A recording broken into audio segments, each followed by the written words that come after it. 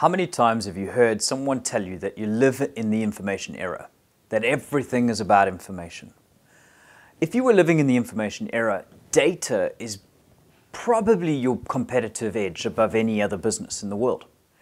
The more data you can access, the more data you can collect about customers, your employees, and things that you're doing will give you that advantage over various different people.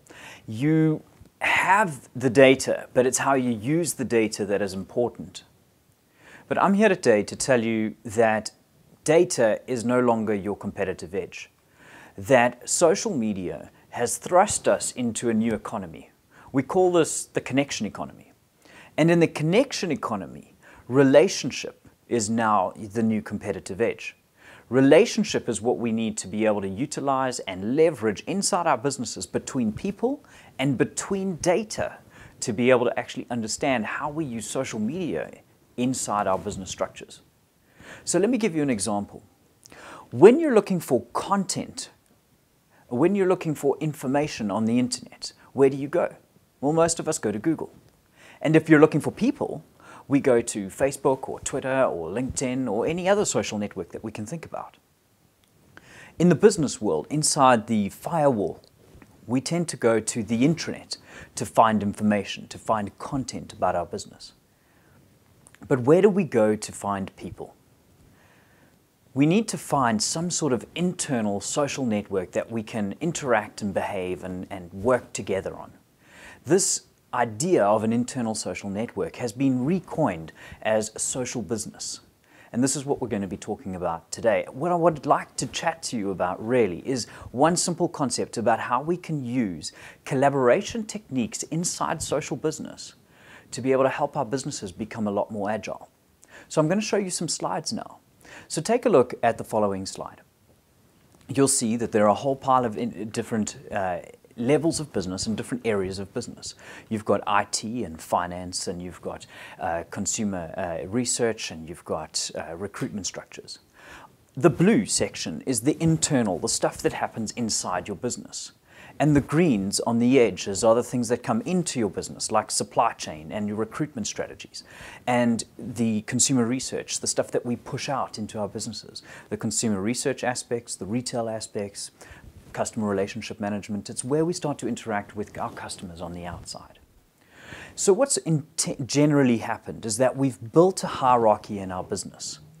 And you'll see in the finance and the HR role, I'm just kind of giving you a bit of a description of this.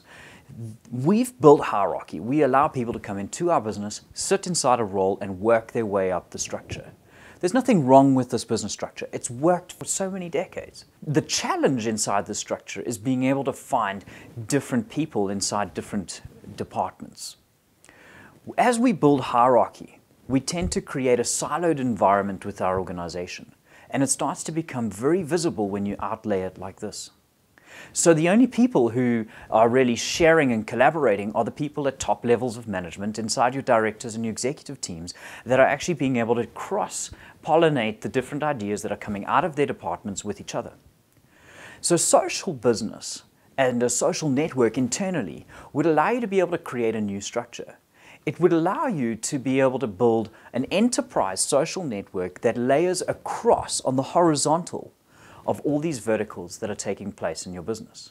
These verticals being your silos, and we can create a digital layer that no longer responds to hierarchy, that no longer needs certain channels to be followed in order to be able to access the people we really need. This problem, this challenge in business of not being able to get the right people to connect with each other has been coined at probably around the area of $1 million per year per 1,000 employees inside your company. So if you are a smaller business with just a few thousand employees, we're still talking about a problem that is thousands of dollars per year and that we need to address. One, because it saves us money, but two, because it makes us more agile. To explain this concept about agility, I'd like to go back to what Jim Collins says. Jim Collins tells us this whole concept of inertia, that a bigger mass is slower it takes more energy to slow down, more energy to turn. And that's why smaller entrepreneurs are able to come into industries and completely rock the world that they're in. to be able to bring in new clients and to shift and change so quickly that they become your biggest competitors in the market. We've seen this over and over again in business. So how do we take a big organization and make them more agile? Well, we use social business, and this is how we do it. We go into our enterprise social network, and we find decision makers across various different arenas. And we use those decision makers inside our businesses and inside these groups that we create in our social networks. And we use them to be able to collaborate together. So here's an example. I've highlighted a consumer research silo, an operations silo, research development silo, and a supply chain silo. And we're basically saying we want to develop a new product. So how do we do that? We go back into our consumer research and we find out. And historically, we would go to that department, they would produce some reports, and we'd put them on the table. But now we can actually get them to engage inside that conversation in real time, live, if you have it in that terminology. We can get our operations department to actually tell us, can we develop this product? We can get our research and development team who are working on all the innovation that we need. And we can even bring our supply chain, people who are outside of our business, to bring new technologies and tell us about new things that are happening. And we can collaborate together to find a new product to launch into the marketplace. The beauty of this is if we put the right decision makers into that collaborative group, we can actually do a very quick move inside an organization that tends to move very slowly. So let me give you an example of what I'm trying to explain. Let's say there's a project that's been launched. We need to develop a new product for a consumer market that is changing so fast and so quickly. We live in a disruptive time, so we need a new product to launch immediately. How does a big organization launch a project like this so fast? Well, you go into your enterprise social network, you start a group, and you make sure that you've got all the right people at the table. So you jump in there, you do a search for someone inside consumer research who's been doing and releasing some of the new and latest reports that have been going out inside your business. You go into the operations space and you find someone who understands your operations in your business better than anybody else does. You find the innovative people that are sitting in your product and research development teams, and you bring them to the table. And then you go back and you think to yourself, wouldn't it be great if we could get external help from some of our suppliers who could tell us what's happening in their world, and we could actually learn to start to leverage what our suppliers are actually bringing into this? Wouldn't that give us a better opportunity to be able to create some fantastic new products that our competitors haven't thought of yet? And so we go into our social network, we run these searches, and we invite these people into this collaborative outfit. It's a group, like a group on Facebook or a team on Twitter that you're following. Essentially, that's the idea. And you go into your business and you create this. You then add content into those arenas, you then put everything together in that. You have your conversations, you follow backwards and forwards, and you connect. You can even bring new people on that you've recently found about into that team. They can catch up on conversation through the documented processes within that group.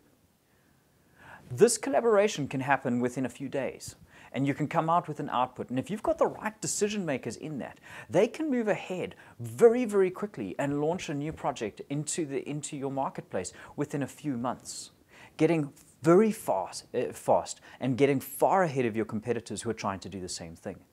Social business is more than socializing your principles in business. It's more than allowing access to Facebook and Twitter. It's really about using social principles to allow you to become more agile, to allow you to become more quicker inside the marketplace. Social business, in essence, will allow you to lower your mass as a business, which will allow you to require less energy to change inside a volatile and a very tumultuous business world that we live in.